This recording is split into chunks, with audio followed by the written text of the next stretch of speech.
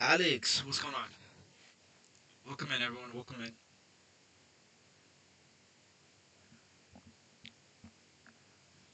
Please try Tesla. I'm holding puts. I don't even know. Wait, why are you holding puts if the market is booming right now? Moon mission? Of course, Gaston has to get here. Wait, Gaston, where's your beer sentiment? Where's the downside here? Robo voice. Appreciate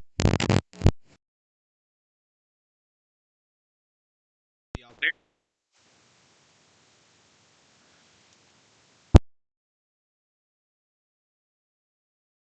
Check, check, check, check. What's up, PW? Gap to 978. Where did you get that gap, my guy? All right, I'll take a look at it. We'll see what's going on there. What's going on, Randy? Well, welcome in everyone. By the way, if you hear a robo voice again, just let me know.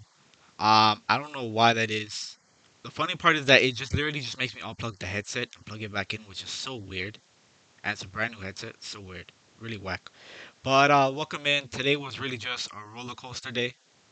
It was literally just horrendous. We literally just flipped in a blink of an eye this morning. Literally, all Powell had to say was literally about 4 or 5 words, and we just saw the market just go horrible. It literally just bent everybody over, pretty much. So it is what it is. Good thing is that Super Fortuna fired to close the day, and we saw a nice little push towards market close there. And we saw that after hours action. So that was a good sight. Now, of course, we're not in the clear yet for that Super Fortuna play. For those of you that are actually still holding, but we do want to see the market actually at least gap up, even if we continue to grind lower tomorrow. So that will be the case. From what it's looking like from hindsight wise, is that we're potentially making lower highs, lower lows. And that was something where they pretty much just manipulated the fact that, one day we pretty much just saw a drastic downside. Then we got a little bit of a relief rally, which created that lower high. And then they just sink us again. So this could potentially just be a trap that we're looking at going into tomorrow. We do have a lot of data coming out. If you saw in the Super Fortuna channel, I actually posted after SPY and QQQ went off today. I actually posted all the economic data that was going on for tomorrow. So that's something I want to just reiterate to you guys. We do have Powell testifying again tomorrow, which should be his last day. And then we also do have some PMI data coming out, along with other slew data. I think there's two other things that are coming out tomorrow as well. So that's something to keep in mind. I believe that's all roughly happening around the morning time, no later than like around 10 a.m. Eastern, along with Powell. So again, the thing that I would say is just wait for the market to settle tomorrow morning. If you're in Super Fortuna, then what I would say is make sure to secure your profits. All right, that's the biggest thing that I would tell you, because I don't want the market to flip scenarios tomorrow in which we just go from a gap up to just bleeding out, and then everyone's still holding tuna expecting further continuation. So I want to make sure that I put that out there right now also. If you're green by market open tomorrow, do not be afraid to take your profits. All right? Because if you're continuing to hold beyond tomorrow at the opening bell, then that's all on you, because Super Fortuna did its job by gapping up the market, in which case you open green. All right? So that's one thing that I want to point out. Other than that, we saw a slew of rapids that came out this morning. For the most part, they all literally hit. So that was a beautiful sign right there. We saw all the Nimbus alerts that went off on Apple. That was just a bomb that went off with Apple. About 8 Nimbus alerts went off today. So that was a good sign also for that. Other than that, I know that we also had a Tesla put alert go off. We had Amazon put alert go off. So those are things that they literally were just surefired. I know I was looking at Tesla. The Amazon one did catch me a little bit off guard. I know that Fire Cycle also. He's the most recent one that I know that was really looking at the pattern per se on Amazon. He had a cup and handle. A lot of things broke down. We also saw Salesforce, they dumped after hours because of the fact that they guided down, and apparently now they have two CEOs in the company. So that's another headline from today that I took away. But other than that, Super Fortuna was really just the highlight of the day. After all that bleeding, we had QQQ calls go off and SPY calls go off. For you, Moon, that you weren't aware of that. All right. So SPY calls and QQQ calls again. If they gap up by morning, as we see, futures are ripping. After hours action was amazing. Again, I'll reiterate, take profits. All right. So let's just run through quick things that I'm looking at. We'll make it pretty short and sweet here. But two key levels I'm watching here on S&P Futures I have highlighted is 4620 and 4643. Otherwise, if we're not able to get over those levels for the upside here, continuation in the morning, then I'm looking at retesting lows. Like I said, it's a high possibility that we're making lower highs, lower lows in this scenario. So that's something to keep in a mind on. And tomorrow is just yet another catalyst, basically. With all that economic data and possibly another three words that Jay Powell may say in his testimony tomorrow, we can easily make that next low tomorrow. So that's why I say take your profits by open. Don't take the uncertainty, basically, and try and diamond hold that position. All right. So 46.20 and then 46.43 for the upside here. As you see, we pretty much broke the broadening wedge. We already tested the resistance. We broke it down, already made that high, that lower low, and that lower high. So let's see how pretty much the bounce is, particularly here. I want to see us get over that 46.43 level, and then we'll be able to retest this resistance yet again, if there's a beautiful continuation out of that, and see if we can break this downtrend. All right. Other than that, again, I said we'll make lower lows. I do have another zone here that I'm looking down towards 46.20, 45.29, and then also to 45.16. So that's the other zone that I have highlighted here. We'll see if for whatever reason the market continues to bleed, or if we indeed get that relief rally tomorrow.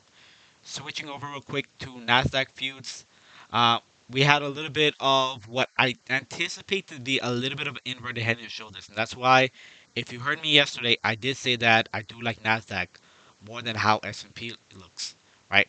Because even though we ended up getting that downside, this potentially could still end up playing out to be an inverted head and shoulders type formation here. The only thing to consider is that if you see on this left inverted shoulder, you did get a pop in the middle of the shoulder and then another dump. So that is entirely possible tomorrow. That as we're gapping up, they're going to give us one more leg down, and that'll be the final leg here before that ends up popping back to the upside to complete the inverted head and shoulders and test the neckline for the breakout. So that's something to keep in mind. But the one level that I'm really watching here is at 16308 as futures is just ripping right now. I want to see us get over that 16308 level. Once we get over that, then yeah, we're looking close enough to getting towards that neckline. So that's what I'll be watching. Neckline that I would anticipate here is around 16419, in which we would really have to just double from where futures are looking at on Nasdaq right now. All right. So that's what I will say. Otherwise, we could end up breaking down towards the low here, in which that head is really just peaking down to the end of the zone here, in which we can go as those 15,981, and we can break down further below that trend line. As you see, I have highlighted there.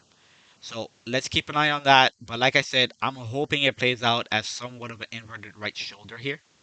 If that ends up playing out, we get the little gap up that we have right now. We get one further leg down, possibly, and then we make a push towards the neckline. That's what I would anticipate. That's pretty much my high side of things if this really just all works out well, and we don't have any real further downside, any particular lower lows than we've already had. All right. Going to the tickers real quick as we just look to see what names have really broken trend here. But Google was one. I pointed this one out yesterday. I pointed it out again here because of the fact that it has a rising wedge action here. And you see that it's now broken down on the support level here. I would anticipate that this bounce that we're getting here by futures, by the gap of tomorrow, that will likely get a move towards 2870. That may be looking at another short opportunity here. So 2870, I do have that number highlighted right here. That may potentially be another short that I'll be looking at on this one. And then my overall target is still in play here at 2801. So I'll keep this one on radar again. As we see, it's broken down beautifully. Yesterday we were still hanging up here before this massive kill candle. So this is something to keep on watch here as we continue to break down and see how this plays out below that support level. All right. Another one, Amazon. I mean, Amazon was really just a fake out. I really expected this one to go today. I know that Avery was also watching it alongside with me. So, you do have a little bit of you had a double bottom formation, big picture wise. Now, if I'm really looking for the downside potential, I'm really looking towards testing down to 35.45 and then 34.63 ultimately. Those are the two key support levels I'm watching as we continue to really get the downside pressure off of Amazon. So I'm really looking for that. Other than that, I really wanted to get close enough to 35.92. That's really the key level for this to really break out for me, in my opinion, for the upside. 35.92. If we're not able to get over that 35.92, then it's really just going to be a little bit of a shame. My bounce level that I'll be looking at in particular to short, if this is potentially just pretty much what I would say is a pump and dump here overnight, then it will be 35.45. We can't break that, then that may be a short opportunity, and we see more selling pressure starting to accumulate there. Right, but the support level that I really want to go long on is 34.63. That's a level that I particularly want to go long. I know that there's buyers still sitting out for 3700 strike that they bought up this morning as well. So we'll see how that ends up playing out. I do think that this one still has more upside along with how Apple kind of snuck up on us. I do believe that Amazon's going to be the one to also sneak up on us here sooner rather than later. So I do have it on my radar. It actually remains on my radar. Another one here is Shop. Shop actually has a little bit of a similar formation like Google, as you see. And if I point out in particular, Google actually looked almost identical to where the spot is on Shopify right now. And this is what I want to point out is that if you looked at Google, and I'm pretty much just going to flash back to Google, if you get a mental image of this rising wedge, Google looked exactly the same in this formation. And if you look at that, you were sitting right in the middle right here when I gave you that chart yesterday and we flushed down to support. Again, right here is the same scenario in terms of Shopify, just on a larger degree. Is that you're it's trending right there, in which you're gonna likely get that next leg down that's gonna take you right down to support.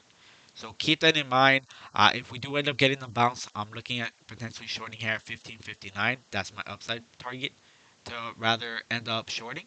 So over that, then that'll play out to the upside here, which that's going to really just be a fake out to the downside. So that's something to keep on watch. Again, as futures are pumping, you're looking for whether this is really a dead cat bounce that we're getting overnight here, and then we're going to end up getting a flip by morning. All right. Other than that, next one was NVIDIA. I know that we ended up having unusual put flow on NVIDIA also today. So I do have it on the radar. I'll continue to watch it. We do have a little bit of that ascending channel formation that I'm watching. Let's see if we end up breaking down. We also do have the gap fill here down below that we have not completed. So we can target this one down to 296 rather easily. I believe Tom actually was looking at this down to like 290 or 280 rather. So I just want the gap fill down. If we end up getting that gap fill down to 296, we see that selling pressure. This is one of those names that you definitely want to have on the top of your radar because the video will really sink quickly rather than just very lightly. So keep that on watch. I know that AMD is also just finishing its rally. It showed a lot of resilience today. I think it closed down like $2 only. So I showed a lot of resilience. I know that buyers were really out there for that 165, 170 strike. So as AMD really just finishes its run, which is probably going to be a massive gap up on AMD tomorrow, keep a watch on see how the chips really react. Because as you see, NVIDIA and AMD, they really move side by side. So that's something to point out as well. Another name, and this is more so of a longer term pick that I actually have that I just want to throw this one out there, is for those of you that really don't want to get caught up in the volatility and you're rather looking for long term plays, you're really looking at GM here as a potential inverted head and shoulders. So this is one that I'm looking to pick up for my long term portfolio, in which I want to end up seeing this gap fill here. If I just put a line because it's a rather small gap fill, I'm just going to drop a line right there. This is where that gap fill is, right in the middle there. So that will put you right around 55.26 when that gap fills. But you can rather see we already have a left inverted shoulder. We have a massive head. And this is potentially our right shoulder. So I love the risk reward here that GM offers. As we know, they do have the electric car that's coming out very soon, which should be early next year. The other thing to point out is that the left shoulder here has actually taken about 2 months to develop. So that's one thing to keep in mind as well. So as we're catching the low here, this will play out for about 2 months or so before we end up curling back to the upside to test the neckline. So this is what one of those long-term plays for those of you that just don't want to get caught in all of this day-to-day flips that we're going from massive green to massive red. This is one of those plays that you want to look at getting into a long-term portfolio. All right. And then, of course, the last one is the beast from today, watching Apple. I know that that move was literally just massive today. One thing to keep in mind with Apple's move today, and this is really key, knowing the overall market relative strength, where the buyers really are, is that Apple was trading twice as much as its volume that it's ever had, and it was about three occasions that it's ever traded in this amount of volume. So that was literally twice as much volume as we've really seen historically for Apple here today. But the one thing to point out with Apple is that if buyers actually step in other areas of the market, as we saw today, which is completely bloody. So all the traders, literally even retail traders, is more so what I'd rather point to, they all flooded to Apple. So if we don't see that kind of volume tomorrow, we may not get this kind of move that we actually saw today. So that's something to just keep in mind. Granted, how much volume this traded on today. So I want to point that out. But I do have my fib set here, getting over that 165.71 level, which we actually broke after hours. And then my next fib that I have is 168.27. And of course, I was joking around about Apple hitting 170 by the end of the week, and that would actually be contingent upon that volume. So if the market continues to die tomorrow, and this is really just a fake out by what futures is really giving us, and Powell just takes this market 360 again tomorrow with the data, then that will actually cause that squeeze, and we could potentially see that 170 by the end of the week. So I'll leave it with that with Apple. But we're already at 166 here after hours when we closed. So the next target I'm looking at is 168.27 on my next fib. So that you guys know. All right. Other than that, that's pretty much all I'm really looking at. Looking at Tesla, I didn't really see anything because I know that one of you pointed out Tesla here real quick. I didn't really see anything that I really particularly liked here. It looks like we're really just range bound right now. I see a very indecisive candle right here. We can end up having an inside day tomorrow on Tesla. That's particularly what I would expect here. That's a very indecisive candle. So I would expect this to be more so of an inside day tomorrow as well for Tesla, because there's not really much room for this one to move, as we see that Apple's really getting the move, and we see all the other names that really got that downside pressure. So that's something I would point out. I'm not really too big on forcing a situation here with Tesla. I know that I wanted to short it today, but the opportunity just wasn't there. So looking at this, as far as your uptrend, your resistance trend, I mean, we really need to end up seeing this break around that 1161 mark, as we had that beautiful high from today. This morning, we end up getting 1168. So as this continues to just close in, it's looking a little bit like an inverted head and shoulders type action here. If you consider the left shoulder, massive head and a right shoulder potentially, then yeah, this will be more so your neckline that you want to watch, getting back to near that high that we had this morning. 1161 would be more so that level that I will start paying attention to it. And then we'll see the buyers start to flood for 1200. Other than that, then your downside risk potential is a lot bigger. And then, of course, someone did point out this is that we have that massive gap below. So, and I did see a lot of puts coming in for 1,000, but Tesla's just one of those tricky names that it went down about $15 today and it came right back up to close green. So if you're really going after this, you have to be very careful. The other thing that you could potentially say right here, and this is more of a micro pattern, is that you potentially have a left shoulder here, you have a head, and you have a right shoulder in which this potentially plays out to a head and shoulders. But granted futures, I wouldn't expect that to play out. All right. So you'll want to see basically this resistance level, see if it gets over 1161. If you can't break that 1161, then it's likely that it's going to reject and it's coming back down. That would be the level where you want to short 1161, 1162 range. That would be where you want to end up shorting Tesla. All right. Other than that, I'll look at one more ticker and we'll call it a night. Baba put flow, please. I mean, Baba's literally going to zero. It literally seems that way. I'm not gonna lie. You're heavy in Tesla 1000 puts. I don't know exactly why you went that heavy. And if you actually notice, Tesla actually had strong relative volume today. Well, not volume, but relative strength compared to the overall market. So that wasn't very wise trying to jump into that when it didn't show any kind of weakness much today. And it did close rather green. So that was a little bit of a tough one. Entering that option master. So I would definitely keep an eye on that. I I mean, I don't want to be the bummer here, but granted how futures are looking, it is entirely possible that that's going to gap up. So be very careful with that one. You may end up having to diamond hold that just a bit. All right. Other than that, I think we'll someone called out DPZ. I'll look at that one and then we'll call it a night here real quick. Let's see. Go out to the daily range here. Do I actually have this one charted? Oh, actually, yeah, I do. Interesting. All right. So DPZ, you do have a beautiful little ascending channel here. This is one that I actually saw breaking down. We do want to get that next candle to get the confirmation here. As you saw, I do have that trend line right here.